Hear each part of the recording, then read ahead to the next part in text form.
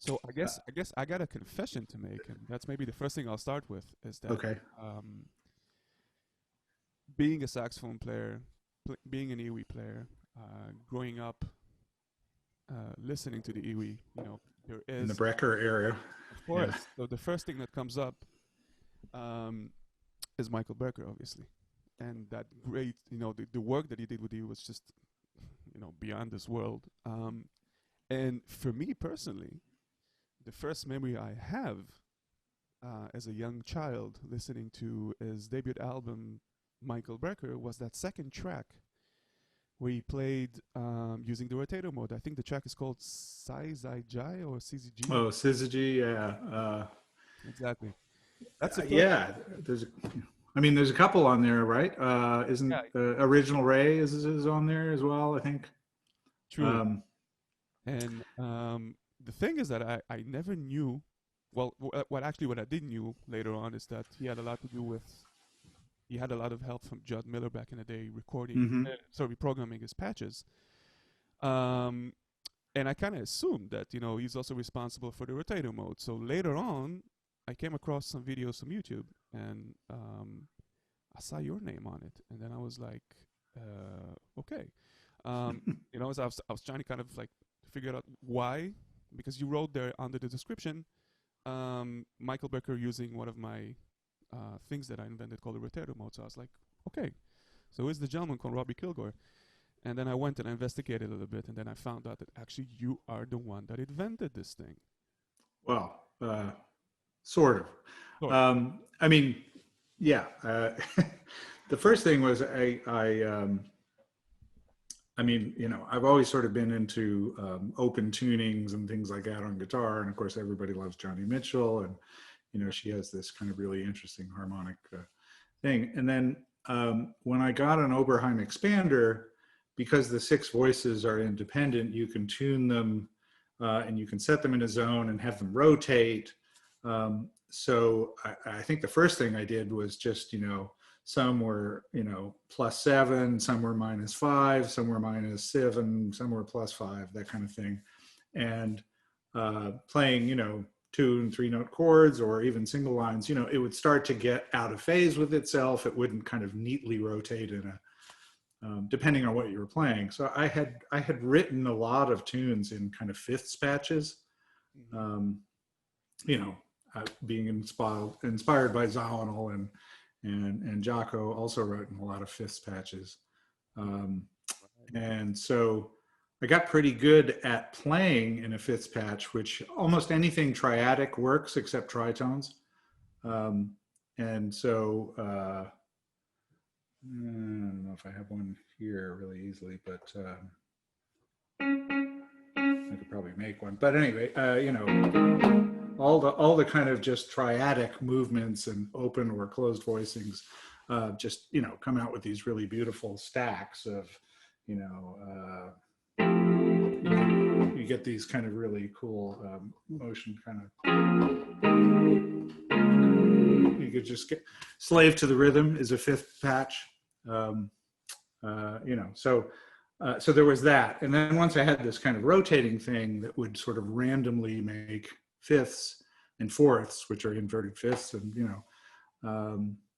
anyway, I think I showed that to Mike or something, and he was, thought it was kind of cool. And actually it sort of made, even with the EWI, the original Steiner phone playing the top line, and then this kind of doubling, sometimes playing a double, sometimes playing a fifth or a fourth or whatever, he would just play this magical stuff. I mean, you can just kind of hear him in your head going, and it sounded really cool. And then like a day or two later, I think that might've been the first session for that stuff. Anyway, I came back in and he had set 2 other zones. One to play the root, another one to play the parallel fifth, and then he had 4 notes left over to do this sort of rotating thing. And he'd come up with this crazy voicing, which might have been, I think that's the first tuning that I ever heard him do, is that.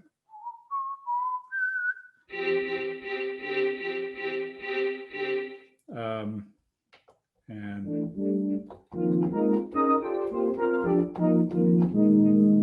So That sounds about anyway, right. so then you know, we both started, you know, and experimenting with all these different tunings, and we would swap tunings and stuff. And some of his were just like way out, you know. But he could sort of, he knew, you know, they were, open tunings are a bit like what it's like on guitar, which is what you come up with this tuning that's like really inspiring, and then you look for all the things that you can do with it. Because not, you know, obviously straight chords don't work in it. You have to sort of explore it and figure out, like, this is an interesting one. I think I've published this as something called Emergency. It's one of the tunings. It's, let's see, it's, this one is -5, -5 plus 7 plus 14 and plus 10, I guess. I think that's what it says. Anyway, but what's interesting is seconds and sevenths will,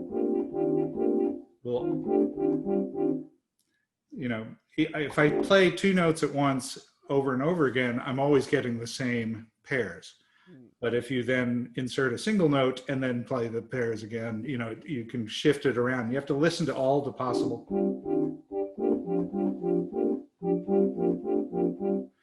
So what I've found is that seconds and sevenths and fourths and fifths obviously work fine all the time. Minor thirds in this are kind of cool.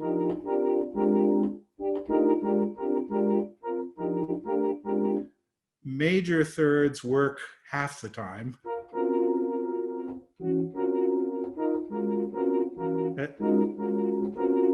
That one doesn't get, you know, you just get the weird, you know, thing. So, so I've been writing, actually I sent you a link, which is written in this patch, but it's kind of, I don't know, it might be worth listening to. It's, and maybe later you can cut in a bit of it or whatever, but it's sort of a fake kind of blue, I think I did it with piano or something.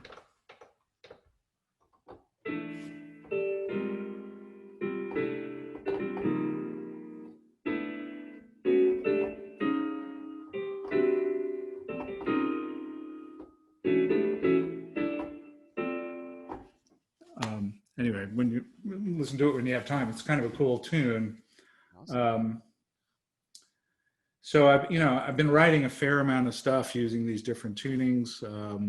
There's a thing that's up that's sort of it started off kind of as the Stravinsky Firebird melodies and stuff like that, and it's written in clusters, written in one of these patches. I think it is this.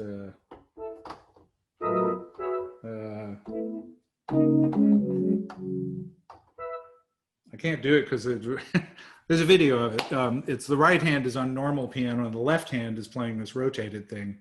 But the trick is if you play open triads, so the right hand is playing, say, you know, D, G and D, and the left hand is playing the middle note with the rotator on. You get these wonderful clusters. Let's see, I've done a piano. Let's see. So the left hand is rotating, but the right hand doesn't. So.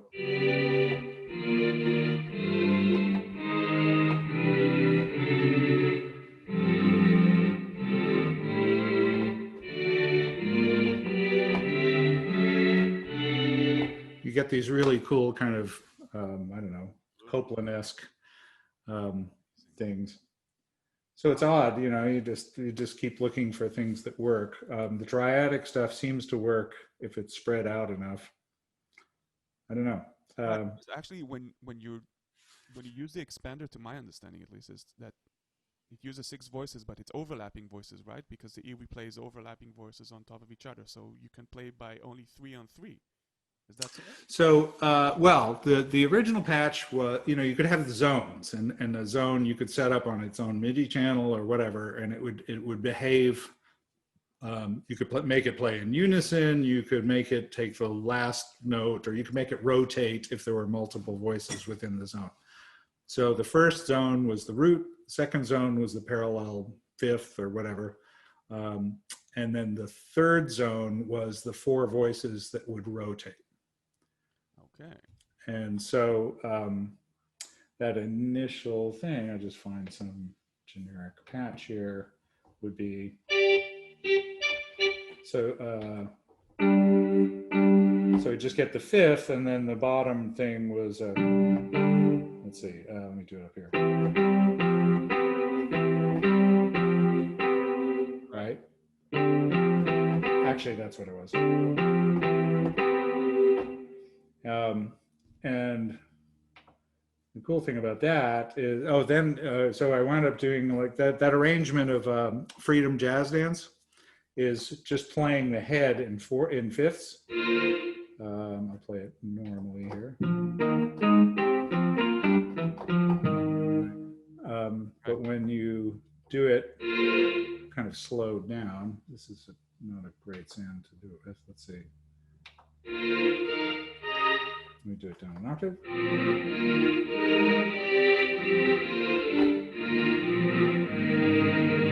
Get these nice.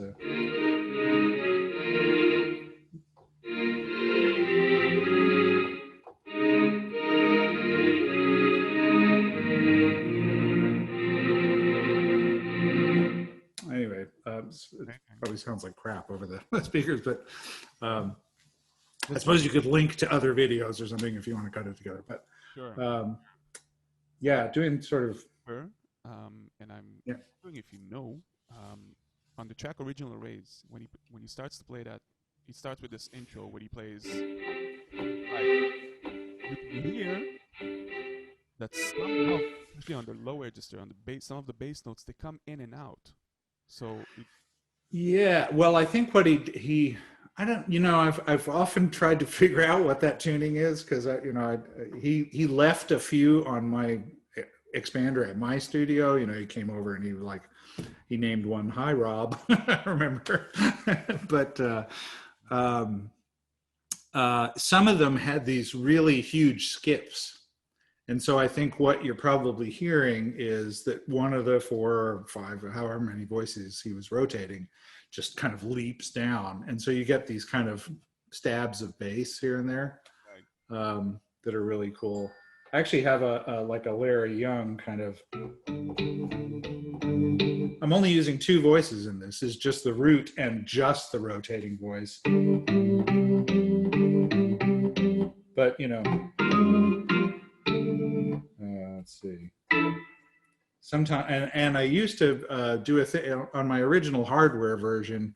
You could set the velocity sensitivity of the different voices, and so I guess maybe the plugin still does it. Yeah, so I would make it so that I think what I did was I made it so that the rotating thing, you wouldn't really hear it unless you really laid into it, and so. You could play these kind of swinging things that when you kind of lay into it, you all of a sudden hear the sort of bottom notes kind of, and it's almost like a walking, can be. Like, well, I can't do it on this. This is a really cool thing that I've recently gotten. It's the Korg Wave State, which basically is 4 synthesizers. It's 64 voices and 4 synthesizers. So you can basically come up with 4 patches layered on top of each other, which are totally crazy. But I found that I can make rotating patches in this, which is kind of cool.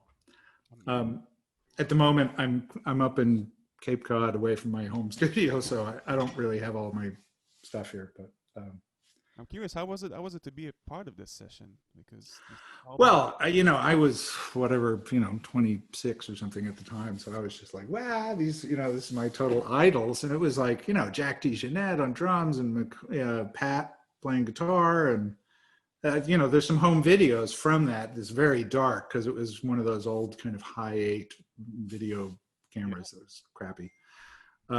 Kenny Kirkland on piano, it's just amazing.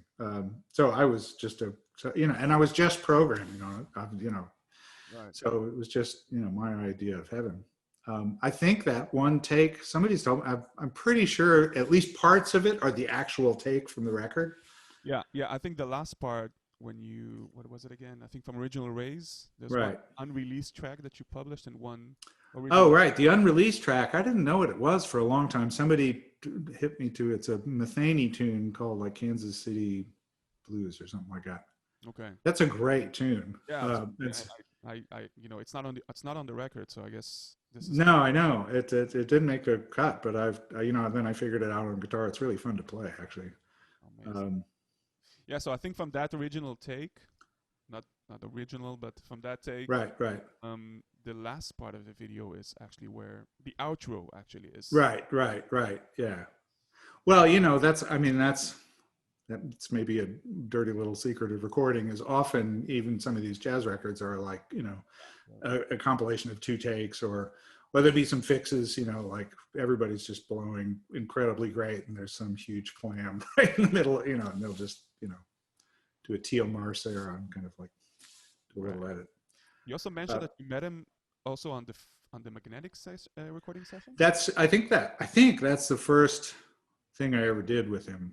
What was that exactly? So again, it was sort of a programming gig, you know. We did it at Bearsville up in Woodstock, or at least started it there. And I don't know, there's a lot of really cool tunes on that record too. Were you involved in creating the patches that he played on? You know, he had some pretty cool patches. I think, you know, the solo sound on All the Tea in China is one of my favorite EWI things he ever did. It's such a great solo. And I don't remember whether it was that. I know, like, I helped him kind of do some stuff where there was a little more breath control over the pulse width mod, so that, you know, when he really kind of digs into it, it like spreads out in this cool way.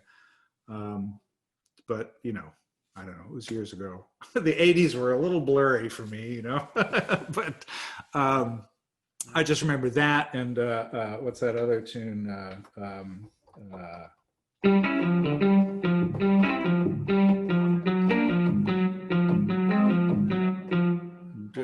Somebody the whale, Norgo the whale or something. I don't know. I think it's called Sumo. Sumo, right? Yeah. Yeah, I mean, you know, so Michael was studying composition with, oh God, what's his name? There's a guy who I met a couple of times. Anyway, he was taking, you know, he's really getting into composition and writing all this amazing kind of stuff.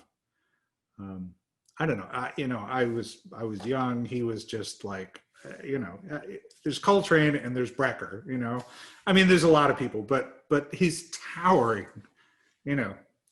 And he's a really good drummer. He has this cool, like, you know, had a set at his house that was one of those weird kind of practice sets with the bass drum that's this deep, you know, and some old cymbals that, you know, DeJohnette gave him or something. But he sounded like Elvin. And there's that really loose kind of swinging thing, you know, and of course wrote on piano. And so, I mean, he was just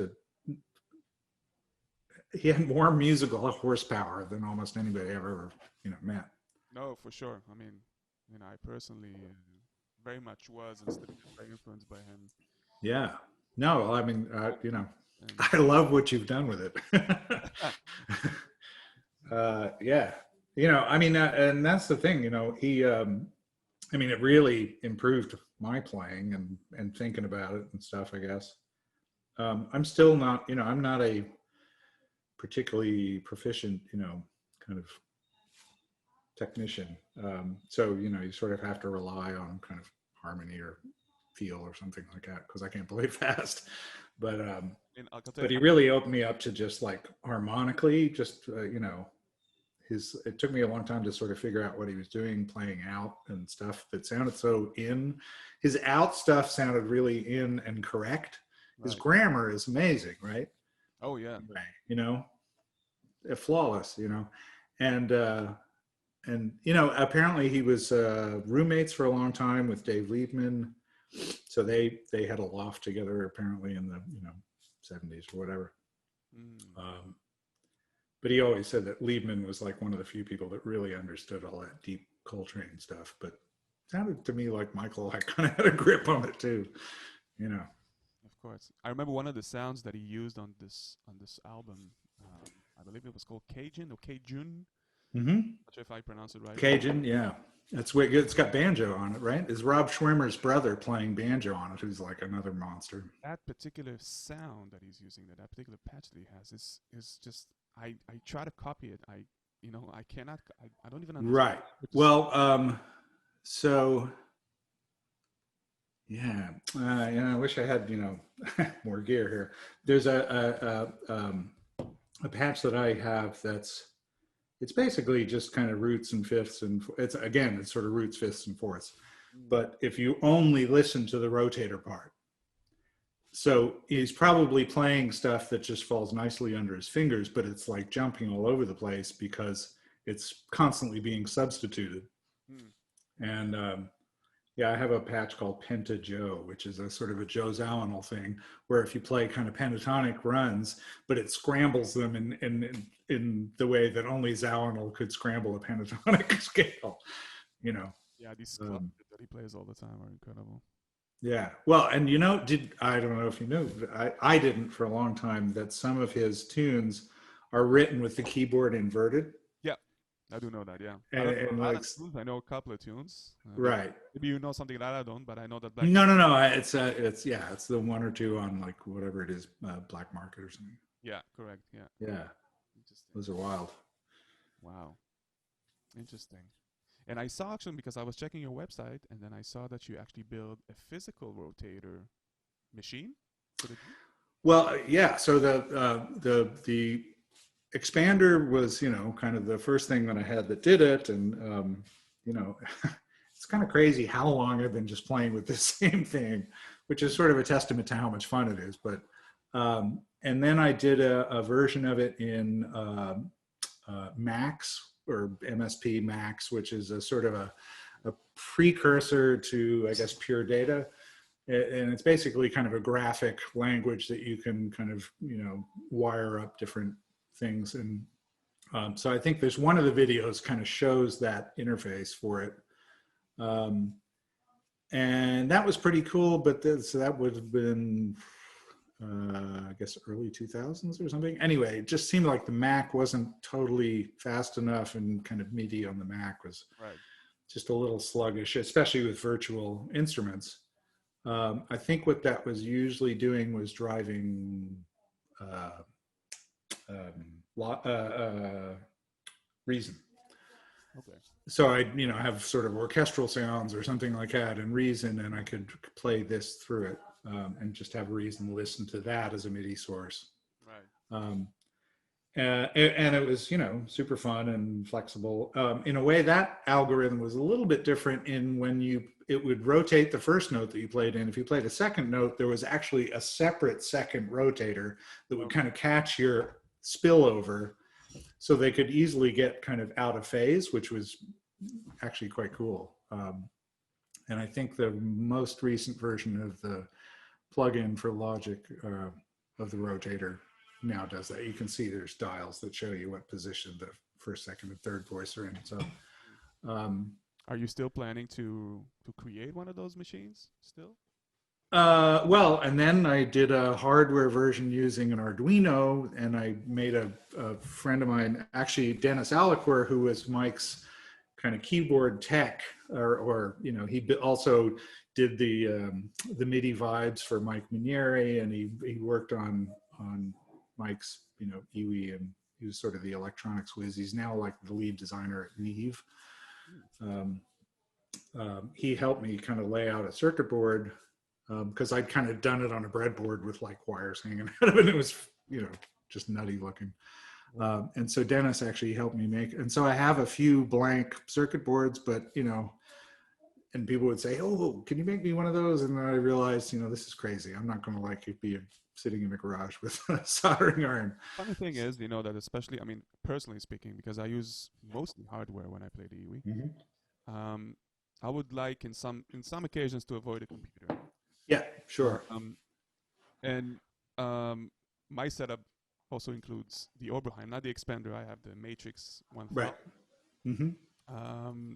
So, for example, if I could get my hands on sort of a MIDI device, a small MIDI device that can actually connect my EWI to the Oberheim and do that, that will make me a very happy man. Yeah, yeah. No, well, it's it is cool. So I made two boxes. One I programmed as the Rotator, and the second one was basically kind of MIDI bot, or an early version of MIDI Right. bot, Yeah. and using the same LCD and then one knob and three buttons or whatever. Right. But people kept asking me and stuff, and I knew I wasn't going to do it. In fact, I still have like 4 or 5 of those blank circuit boards. So then I just wound up trying to write the plugin so that people could just download it. I didn't have to, mess with it. It's amazing how And it became such the rotator mode became such a holy grail of EWI players, right? Because like everybody well, nowadays. well, now it's built into some things, right?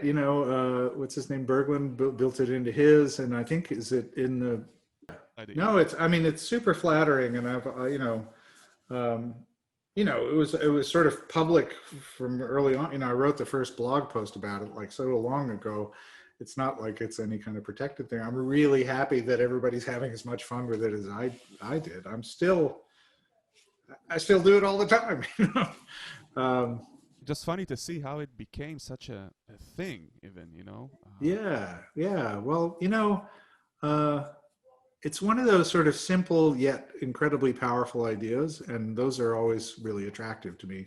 The other one is probability, and I've forever I wanted a drum machine that had probability in it, right? It's like, how hard can that be? But just making the sort of MIDI bot, and there was a precursor to that. I made an iOS app called Drum Toy that was kind of the beginnings of that, and you could just set beats that it must play, and then you had a kind of probability of it playing in between those things. And so it just became like a kind of a groove box that was really fun to play with because it didn't repeat itself all the time. Okay. Do you still have it? Is it still available to? MIDI-bot is a download just like the Rotator Right. as well.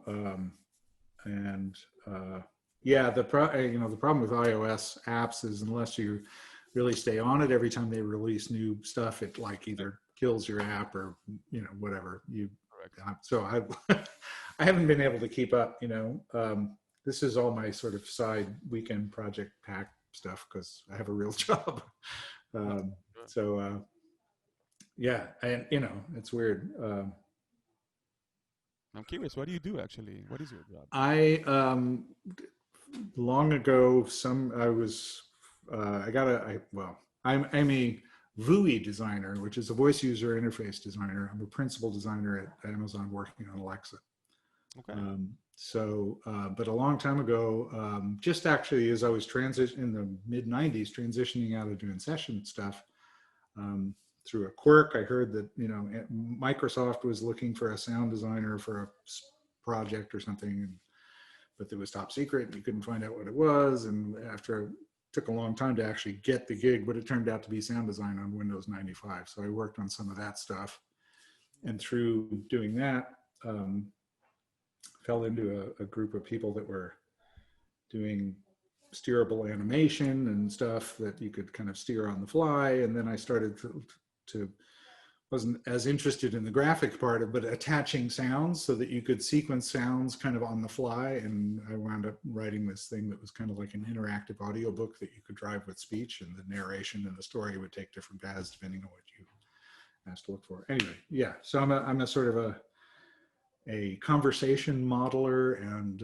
creative director and that kind of stuff. On my current focus is on trying to animate text-to-speech, TTS voices, to behave in more interesting ways so that they act. Most text-to-speech kind of comes out at the same rhythm, and you can kind of tell it doesn't really know what it's saying because it doesn't have any sense of context. But if Pixar can take a wireframe character and make it tell stories and act and tell jokes and be funny and frightening and everything else, why don't we have kind of wireframe models of voices that you could make act?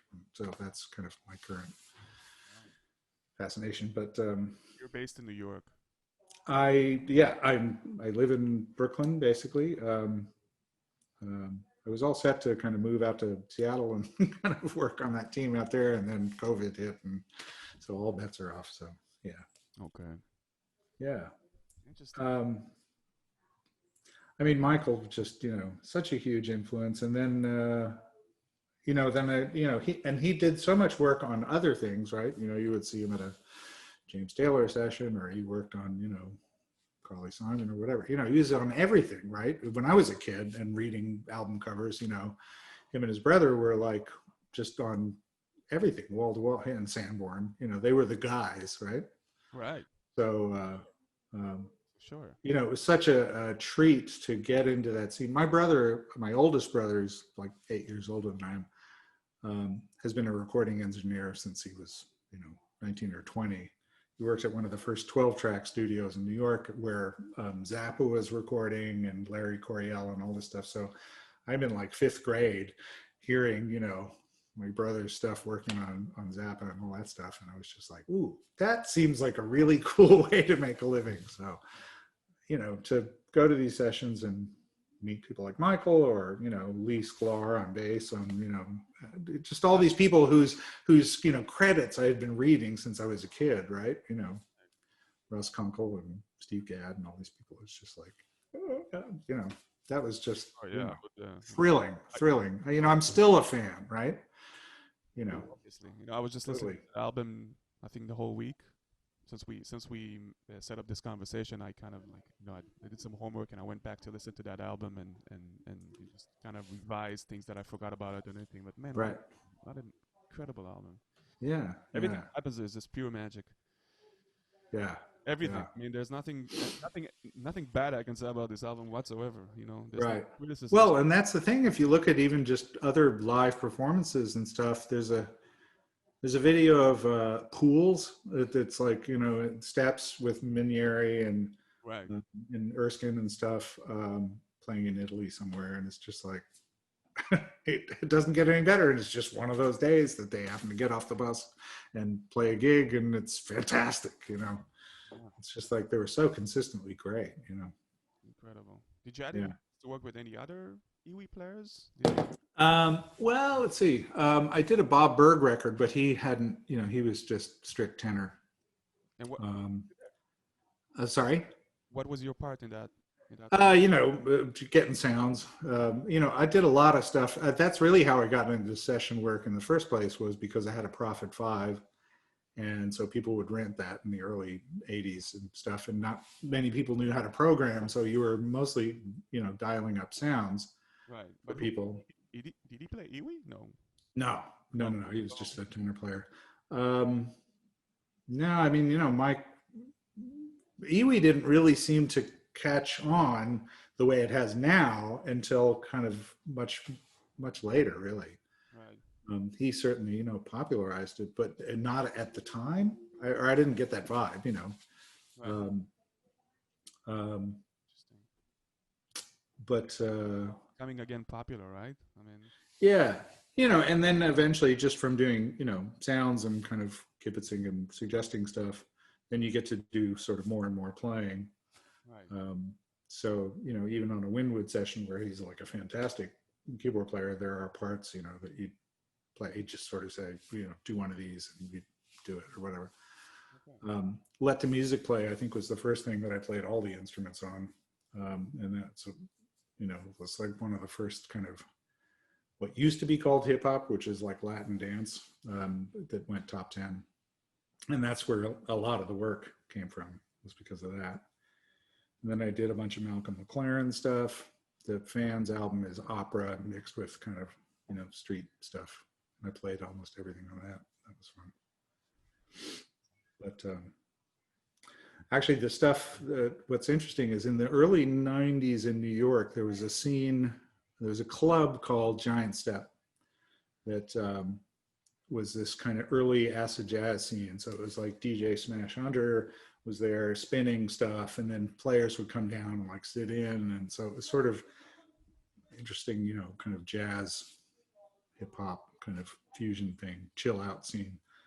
And so Maz, my partner at the time, were making kind of underground stuff just for that scene, and we'd take stuff down, and if it cleared the dance floor, you'd kind of go back to the drawing board, if you could.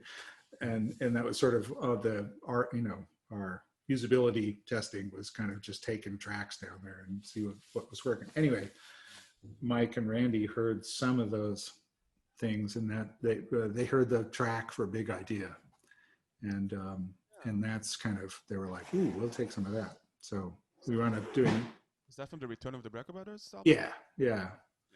They'd do that, and then they gave us something that they'd already started called On the Backside that we then did a bunch of production work on and finished. That was a kind of a cool.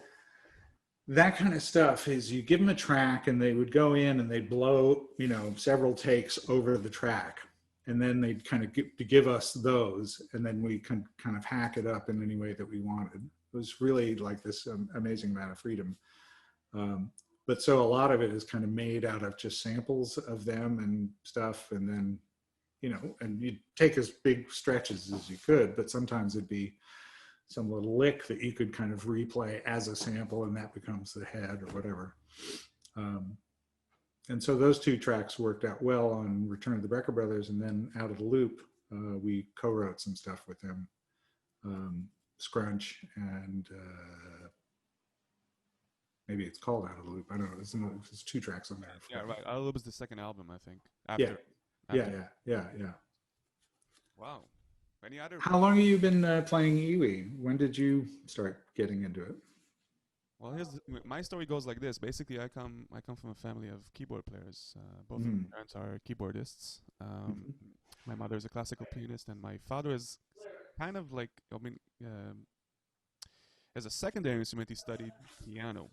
He's actually originally a viola player, classical piano player. But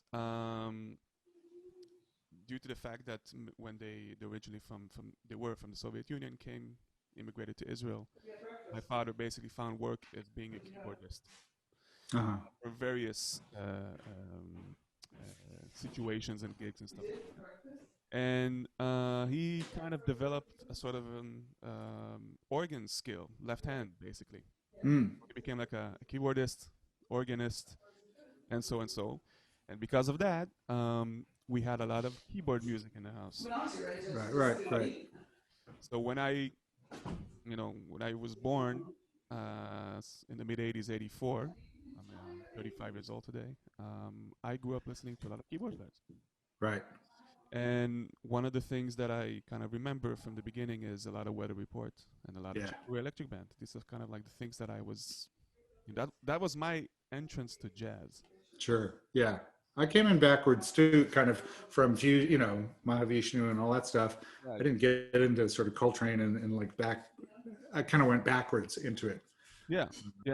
So, and I guess there was this record of Brecker, as being part of the collection of all these wonderful albums. There was also Michael Brecker's original album, and when I heard it, I think the first time I was just blown away from it. Sure. But I was also blown away from the EWI, which I didn't know it was at the time, as a matter of fact. Yeah. But for me, it just sounded, I must apologize even by saying that it even sounded better to me than the saxophone in the beginning, at least.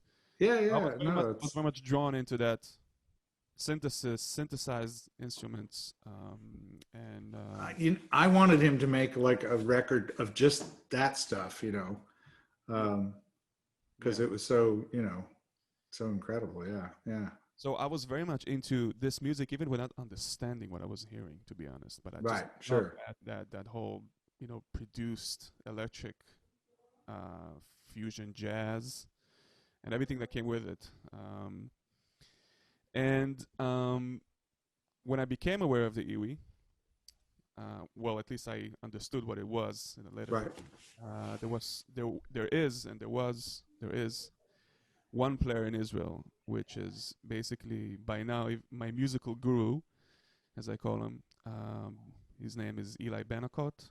Benakot, and he is an EWI player. He's a dedicated EWI player. Wow. And he was one of the ones that basically took it very seriously, and I think he even studied in Berkeley and went really into all these electronic classes and synthesis classes, and came back. Right. became the guy, you know, that plays this instrument, and my father knew him, so he sent me over. Sent me over to have lessons with him. Saxophone lessons, as a matter of fact. But the funny thing was that, you know, at a certain point, you know, he was playing EWI when I was playing saxophone in the lesson. And basically that was sort of confirmation, let's say, or just the way that he played it just made me like, wow, man, this is something that I want to do. Yeah. That's basically what I know in terms of technical aspects of playing a saxophone, but actually playing an electrical instrument. That's actually what I wanted to do. So he kind of gave me that idea that maybe I should go this way and try. Yeah. Wow, God, that sounds great. Get into it. So that's by now, let's say, 18 years ago. Have you ever seen the original Steiner? Like only on videos and pictures, yeah. Right. I mean, it was the most crazy looking thing, you know. It was really more like a block with, you know, a metal thing screwed on that held the mouthpiece, you know, that with the sort of exposed tube, and, you know, Mike had his sort of like sweatband on there, and, you know, and then the suitcase kind of synth. It was totally kludgy. It was like a secret agent kind of, you know, briefcase kind of thing or something.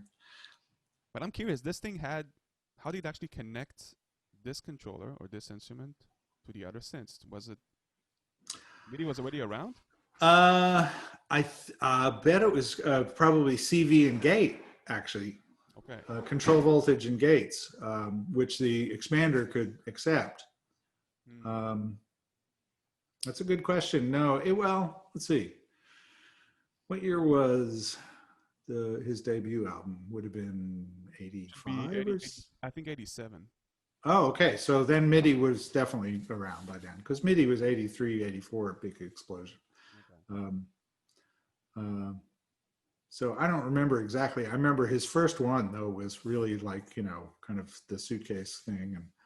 And yeah, I mean, it's the only time I'd ever seen one like that. And so it's not, you know, wasn't laid out kind of logically like, you know, oscillators and filters and stuff like that. It had weird push buttons for patching and all kinds of stuff. It was nutty. But